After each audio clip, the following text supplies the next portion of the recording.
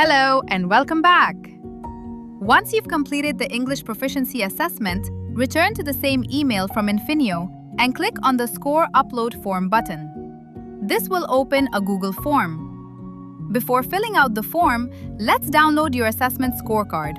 Go back to your EFSET results page and click View here to open your detailed results. Scroll to the bottom of the page and click Download PDF version. This will download your scorecard to your device. Now return to the Google form. Fill in your basic details, enter your English Proficiency Assessment score, and upload the PDF scorecard you just downloaded.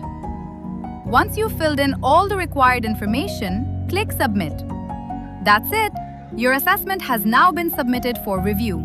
If you meet the required criteria, you'll receive another email from Infineo with the details for the mock demo round.